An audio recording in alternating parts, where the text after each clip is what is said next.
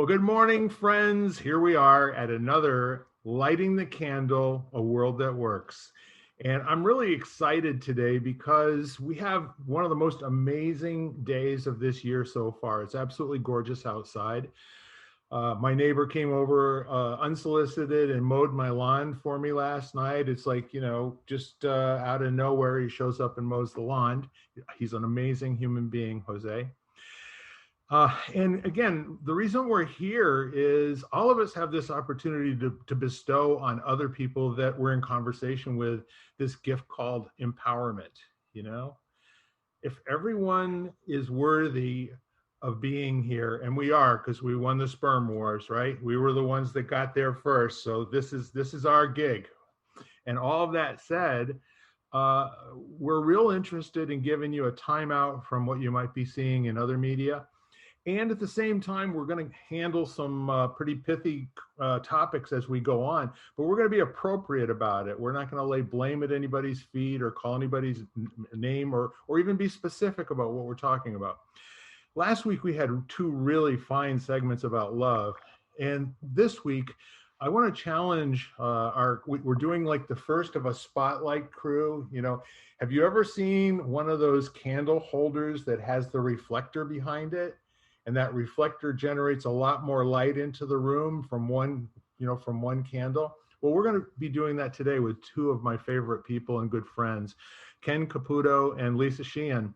So today what I'd like to talk about, and believe you me, I make this stuff up either 5 minutes before, 3 minutes before we get on, or as we're looking at each other and I get inspired by one of these faces to come up with something really new and different. I'm going to say today, since we've talked about everything, but how about we talk about truth and lying, okay? And what we can do is we can have a lot of fun with this. We can talk about it from, the psychological standpoint. We can talk about it from how it works in conversation, how it's used to motivate and demotivate people or punish people, all of the things that can go on out there. But if we start off with maybe just each of us, giving up our definition of what truth and lies are, then we can have some fun, kind of looking around in our own experience and what we're seeing and see if there's something worth talking about. Does that make sense? Sure. So that said, I'm going to kick it over to Ken because you were on first this morning, even though Lisa wins the prize for the person who worked the hardest to get here. But Ken, if you can just say briefly who you are, what you do, and then a few words about the truth and the lie. I'm Ken Caputo, and I do whatever I can to make a positive impact on the world. Let's go with that today. I like So that's an interesting one, because so much of it is perspective, and the reference base of what the person who's hearing what they think might be truth or a lie.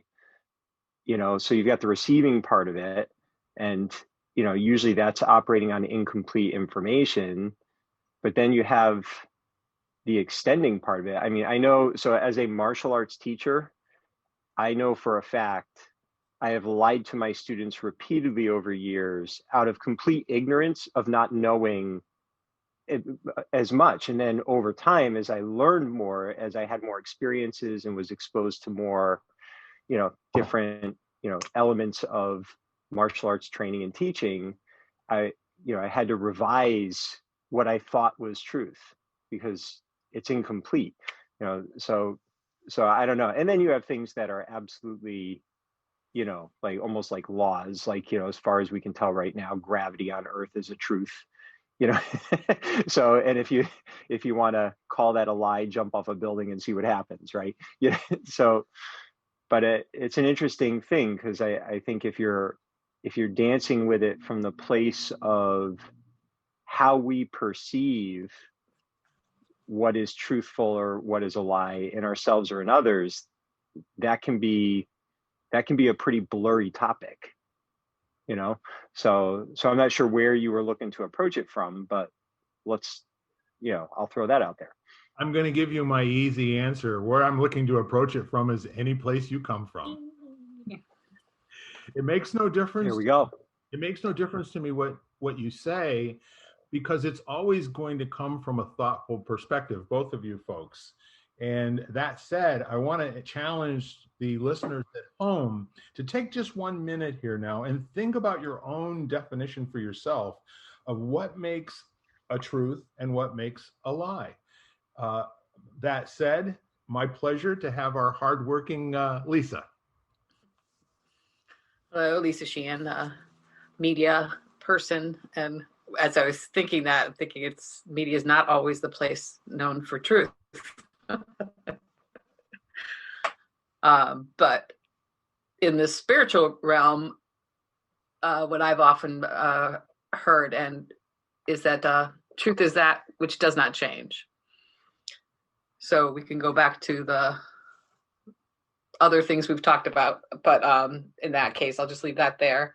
But you always have a knack, Bill, for bringing up things that I've been reading or looking up, and I'm reading Martha Beck's new book on integrity, and she herself decided to not tell a lie or to tell the truth and she's been doing it for quite a while now, as far as even to the extent of facial expressions that were not how she really felt. So, but then on the other hand, I've listened to so many people lately that lying is a natural part of their being, that they don't even know how to not do it. And I've come upon that more and more lately. And I think a lot of people lie and not even aware of it, like Ken was saying, out of ignorance. Because the other thing that comes to mind too, like the earth was flat at one point, and we all believed it. They all believed it. So, you tell a lie often enough, it becomes the truth. So there's definitely like Ken said, a receiver and a giver. Are your intention to? What's your intention behind the lie or behind the truth even? So it's a definitely a human nature quandary. Well, just think about poor Copernicus. It sucked to be him, being a round Earth guy in a flat Earth society. Right.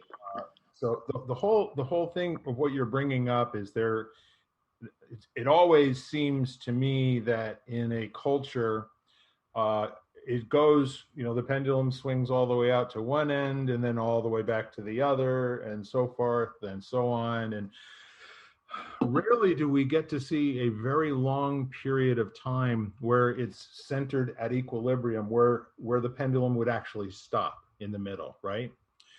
So I see a phenomenon currently. Hadn't thought about this much before both of you started talking. And I believe there are people who don't know the difference between the truth and the lie. That they clearly believe that no matter what they say, whatever comes out of their mouth, because they're good people, well-intended people, they're the kind of people you'd like to have for your next door neighbor. And so therefore the words that they use, they don't have to be real careful with. And, this goes from, misquoting a fact, or, Columbus sailed the ocean blue in 1972, or, whatever. But the point is because they're good people. And I listen to some talking heads who say, well, my heart's in the right place. And, and I'm generally true about what I'm saying. So why pick me apart for the fact that I'm, 500 years off? What's the problem? So there is that kind of listening out there. And then there are people that can no longer listen to it because it's unlistenable. And I think I'm getting an inquiry about extended warranty on my automobile right at the moment. So the next thought that I have is if there's an intention to be truthful or be interested in the truth, and Ken, you and I, Lisa, you as well, we know lots of people who could care less about whether you fact check them and the numbers come up differently. They're not interested in that. They're feelings kind of people. And the neat thing is they never say it seems to me. They just state the truth, you know? And the more they state it, you know, the more it becomes the truth, right? So what I'm wondering is this phenomenon about telling the truth and lying, does this have to be interpersonal? Does it have to be in a group or a culture? Does it have to be outside your own thinking? Or is there a fundamental inability of human beings to embrace what's so and be accurate in its description and be able to live in the moment as if this is the best thing that could ever happen to them?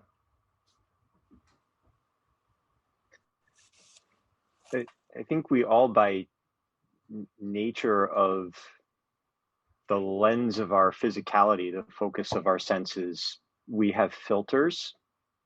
And, you know, so those filters are letting certain information in and keeping other information from not getting in. Like, you know, I find it really interesting, the level of confirmation bias you see, you know, especially right now. So they have something that they see as being truthful, and then what they see are the things that support what they've determined is truthful. And even when presented with things that are contrary to that, it's very difficult for that to get in, you know? So, and if we all looked at the same picture, we'd see different things, you know? So, you know, I mean, the picture behind you, Bill, right now, I mean, some people look at it and see buildings, other will see trees, other will see something that's old, you know, I mean, who knows what our perception of it is. So, you know, so it's just kind of it's such a fascinating thing, because you've got truth is kind of, I don't know, I come back to the two philosophies on the universe. You know, is the universe knowable, or is the universe unknowable and observable? And the majority of the really wise people who I've developed trust in question truth. They almost never speak in absolutes. They don't make statements. They'll share with you their insight or their hard-earned wisdom with the complete belief that they are being as truthful as they can, and that is subject to change as new information comes in. So it's more dynamic. And those are the people that I tend to like. I don't worry about whether people are truthful or not. I consider how trustworthy they are, and then, you know, and then figure out what I want to believe for myself based on the reality that I'm currently inhabiting, which is always changing too. That can be a very good thing. Lisa, do you have a thought? Well, I was gonna, because what Ken brought up too is there's a gentleman called Krishnamurti, and once he's so deep, but like he will say, once you become the observer, you carry with you all of your filters, like Ken was saying. So you already are biased by your own influence and your own life that's brought you to that point.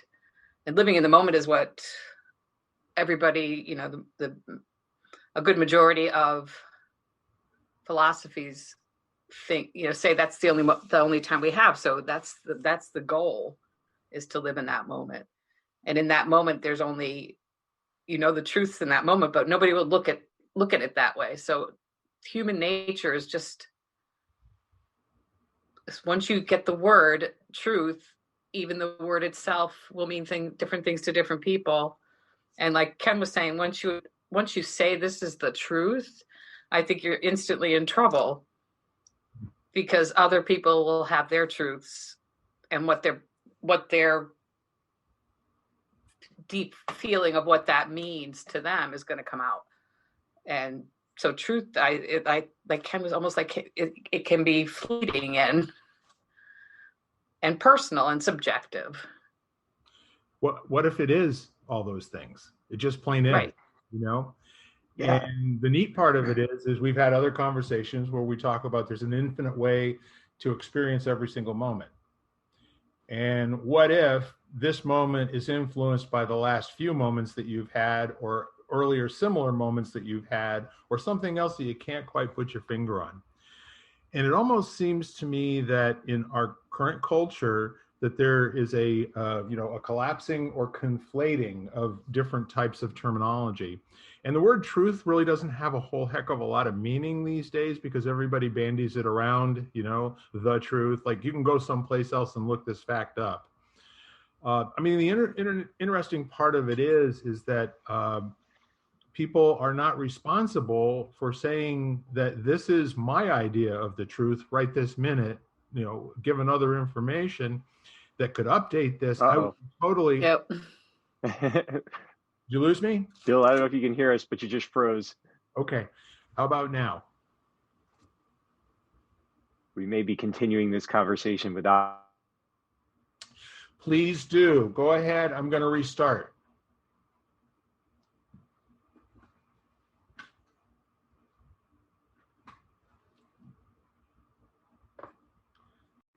Whoop, wait a minute. There he is. What we had was, in the face of a breakdown and technical difficulty, as we used to say in the old days, our two champions kept going, right? Not really. We were warming up to that, but we were kind of still we were resting in the pause. Well, we needed to tell the truth. Well, I think the universe was telling me, Bill, you're getting too full of yourself here with your pontificating. So back it down just a little bit. But the thing of it is that we all consider being listened to as if we know something like a good thing. And It's usually bad news if somebody, appears to be challenging what we're saying, doing, or being, right? So I think the really cool part and some of the really folks that I really respect, that I can see them actively trying to bring the conversation up on both sides while they invite people. If you want to challenge what I am saying, I am totally open for that. And maybe the two of us will learn something new as a result of it. Now, that gets said few and far between in my experience. It usually comes to people knocking heads. But what if the question wasn't about whether they're hearing a lie or saying a lie, or telling the truth or saying the truth? What if the conversation were about, how do we take our two disparate, not desperate, but our two disparate ideas and views, and have a conversation whereby we're informing each other of how we got that information and why it seems to be important to us. So a lot of respect and an awful lot of setting an ego down on the side for a minute for that to happen would have to take place. Do you know many people that are interested in getting into that kind of conversation unless you frame that for them in advance? I agree. I don't think there's a lot of people, but I do. I think that's why I belong to different like-minded groups too, where you set the stage and you set your intention, and it's a safe space to speak. So I think maybe in that could be a way to start conversations outside of groups. So like, this is my intention, or feel free to let me know your side of the story, because I'm thinking of my own difficult conversations with people where we don't do that. And so right now it's giving me the idea that I should be approaching conversations in that way, outside of, these lovely groups that are intended for that purpose of sharing and divulging and growing. So in response to that, have you had any experience with someone who disagrees with you, probably politics, religion, sex, in-laws, any of those things, where they will start off by saying something that's incendiary that they're pretty sure is probably going to put you off, followed up by something, this is what you always do because you're and then fill in the blanks. Those are a gut punch and a shot between the eyes for most people. And the interesting part of that is that an intelligent human being can be trained to not take the bait and say, well, how about we stop for a minute? It looks like we have, a real disagreement here, but let's go back and see where we do agree. Let's go back and let's see if there is a common base here that you and I can agree on, that we both believe that it seems like, we're in agreement on it. And then let's build up from there. So the name calling typically is a cry for help. It's, I don't think I can win the argument with you because you're always better at debating than I am, or something of that nature. And then it's an opportunity to kind of set back and say, look, I'd like to hear more about what you have to say. And do you think there's anything here that we would agree on, that you and I could sit down and put our arm over each other's shoulder and say, that seems to be so for me as it does seem to be so for you?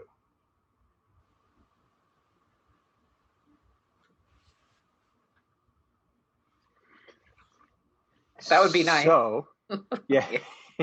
Well, I don't know. I have conversations with that, pretty regularly. I'm wondering if part of that isn't because of a commitment to have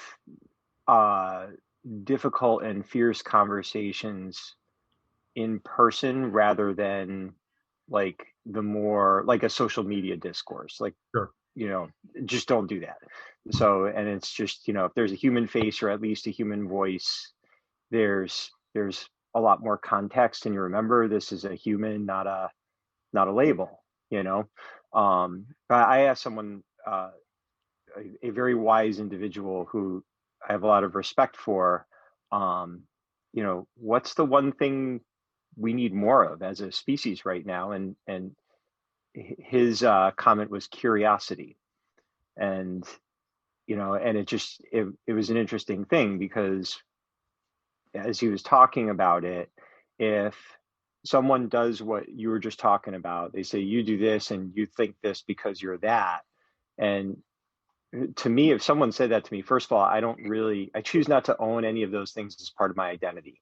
So I'm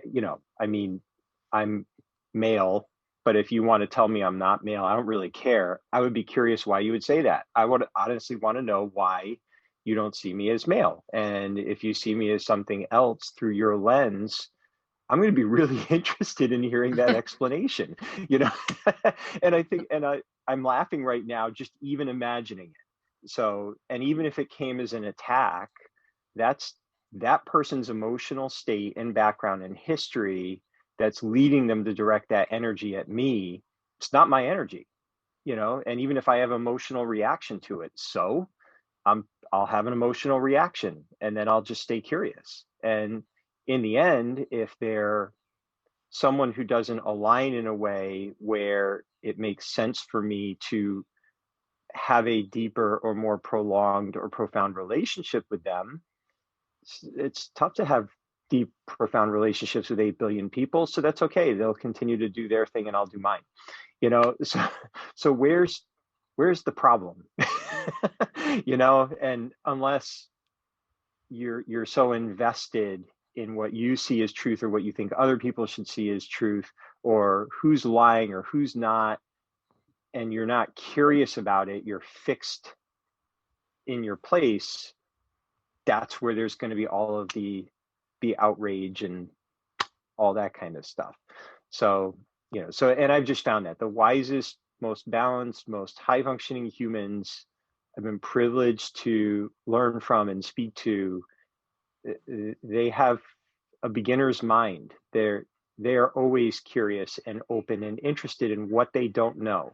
And they almost dismiss what they do know as, yeah, whatever. I know those things. It's just, so what? How does that help me evolve from who I am or expand my understanding? It's just a reference base that got me this far. And they're dismissing it as quickly as they can to make room for whatever comes next. Sure. And the other part of that, Ken, is that that's usually, a blind spot for people. What you know is a blind spot for you, because you know it and it's in the background and it's just there and it'll get called out. A lot of times it gets called out in a feeling in your gut, or maybe your face getting flush because you're upset by something that just happened. And like you said before, the really trained person is going to say, we may have to invent some new language in this conversation right now. Let's train each other to get to a place where there's understanding, you know? Mhm. That what you're sure is correct and certain is a fact. I want to understand what that is, first of all. And then I'd really like to understand how you got to feel that way, how you got to believe that that was so. Because what we see out there is the truth, the facts, all these things equal what I believe from the speaker. And to challenge that in any meaningful way is to have an argument to which there's no winner, only two losers. So if we were in a culture that could over time shift into, let's see if there's some common ground here for us that wasn't there before that you and I can create together. And in many ways, that gives you the out to use the word seems instead of I believe or the truth is. And when it seems to you, that creates an opening, as you said, to be curious about possibly upgrading it and coming away with a different seeming. Not replacing the belief that you had or what the truth is, but something else to be curious about. I agree. Like, question everything is, the same kind of thing as curiosity. And like Ken was saying, the people that I admire the most are the ones that say, I remember reading about a gentleman that wrote a book that we use at Unity Church, and he went to do a presentation, and they said, but you said this before. And he goes, well, that was the old me. I've learned some stuff since then, and this is what I think now. And thank God I can do that, literally, thank God I can do that. Yeah, things change, If you don't think so, I'm going to give you a banana to put in your pocket, and let's get back together a month from now. Tell me what it looks like. And isn't it interesting? It's a lot easier to process, especially from a distance, if you see things as being fixed, so, that person, well, you said that 10 years ago, so therefore now, are you lying? Right. Because you're saying something different. Actually, Benjamin Hardy wrote a great book called Personality Is Impermanent. And it was exactly about that. It was about the damage that personality tests can do, because we're fluid. Our personality shifts and changes as we grow and mature and have new experiences. So you took some tests when you were 20, and now you're allowing that to dictate your entire life for the next 60 years or 80 years, or whatever it is. That's, when you think about it, it doesn't make a lot of sense, but the interesting thing to me is if you're listening to this and you ask yourself, it seems to come back to trust and safety. Like, if you say to someone who has a position different from yours, they have a truth that's different from yours, and after hearing them out, you say, I disagree with you. I just don't see it that way. What do?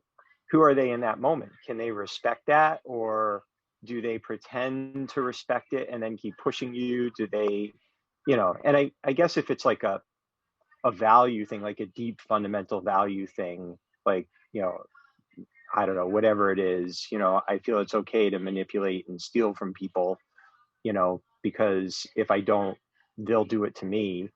To me, that's like I believe in extending trust first. So that would be a hard thing for me to have a relationship with someone who has a core value like that. But if it's just a perspective thing and you have a disagreement, what happens on the other side of it? How can there still be trusted, meaningful human connection? And if there can't, then it may be the relationship you need to rethink, not the truth, It's an interesting perspective. It's very esoteric and academic.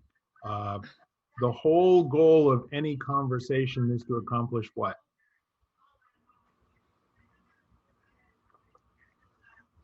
For That could me, be the it's to question. determine if there's going to be another conversation. Right. The other It's thing about too, the Ken, relationship, if there isn't going to be another conversation, do you want to leave something, in your bag unpacked that you didn't play, that you didn't bring out to fully make a difference with another human being? And that could Yes. tap into living in each moment. So, Exactly. people that get the diagnosis or whatever, like what do you really want to do today? But like you said, Bill, if this is our last chance to talk to each other, how shall we leave it? Absolutely. If you've Yeah, ever I would had, like to do it in. Oh, I'm sorry. Go ahead, Bill. I was just going to say, if you get into a mode, and this was me being a salesman when I first started my business, and I got into a mode of making people happy and saying what I thought they wanted me to say and what they wanted to hear and being nice.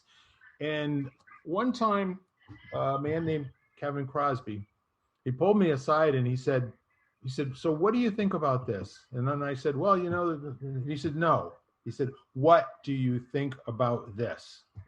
He said, I don't want to hear, you taking care of everybody. I want to hear what you think. What's the bottom line? And that's exactly the make a difference conversation that I'm talking about, where we have nice conversations and exchange ideas. But when there's a shift in the body on both sides, you've actually increased something in the world, in your relationship with that person and your freedom to go and be, more open with other people. It's a brand new thing that wasn't there before the conversation. That's how I felt after the conversation.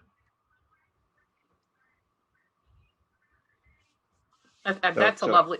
It's a great practice. I yeah, mean, that's yeah. certainly what people should strive to be. I mean, I know I need more practice at it. That's for sure. Yeah. But I also love to be curious and probably not always when it's something that I don't particularly agree with, but I love learning about people and how they got to where they are. So in that instance, but And Ken, having you had another thought too. We're getting close to the top of our half hour. So if you'd like to put a punctuation point on it, then maybe we can talk about practical application on the other side. Does that make sense? Yeah, I was just going to answer your question. Are you okay with leaving stuff in your bag? And my answer is yes. On an emotional level, I may not be okay with it. And as a teacher, there are many times where I wasn't the one able to reach the student in the way that I thought, and it was a different teacher, or it was at a different time, or they needed to, whatever. It's just so there's this. It always feels like there's this dance, and I found, especially over the last half decade, I don't share as much because I'm paying attention to how well positioned they are to receive, and just recognize that there's no sense pouring more tea into the cup that's full, and not in a negative way. It's just they're in a place where, like, someone's really emotional and having, like, they're releasing, their thoughts, or they're frustrated with something. Why try to add to that? You establish healthy boundaries and you become the listener until they cross a boundary that makes it so that you have to establish you're not going to be listening to them anymore. So you have the right to do that. So, and they have the right to not listen to you if they're not a place to hear you. So why push the talking? And it seems like that's what we have a lot of right now, is tension created by either just not understanding that dynamic interplay between those things. So sometimes it's best to just not, it's not as great a communication as you want. And some days are better days than others. And that's reality. We want to be present and make it all our best day, but they're not. They're just not. So that's okay, I think, anyway. I wouldn't argue with you if I could. Okay. And on the other side, we'll see where we can find agreement between ourselves with regard to that particular conversation. Yeah. Lisa, any final thoughts before we flip off this one and get ready to flip on the other one? I'm good. I'll wait till... ladies and gentlemen. Adios. We will see you soon. You've been listening to Lighting the Candle, A World That Works, part of the Exvadio Podcast Network. You can hear us at exvadio.com/podcasts, Apple Podcasts app, Google Play, Spotify, iHeartRadio, Stitcher, and wherever you find podcasts.